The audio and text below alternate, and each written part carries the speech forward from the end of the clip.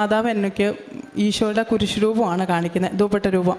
നിനക്ക് കുരിശാണെന്നിങ്ങനെ പറഞ്ഞു. എനിക്ക് ഭയങ്കര വിഷമമായി. ഞാനവിടെ നിന്നപ്പോൾ മാതാവ്, ഞാനായിരുന്നു അവസാനത്തെ ആൾ. മാതാവ് ഇതും കഴിഞ്ഞിട്ട് ഈ ലെഫ്റ്റ് സൈഡിൽ കൂടെ കടന്ന് അതിലേ അങ്ങ് കടന്നു പോയപ്പോൾ എന്നെ നോക്കി ഒന്ന് ചിരിച്ചു. അതായത് മാതാവ് എന്ന് പറഞ്ഞാൽ നന്നായിട്ട് വെളുത്തിട്ട് ഇതേ വലിപ്പം നല്ലൊരു വലിയൊരു മാതാവ് തന്നെയാണ്.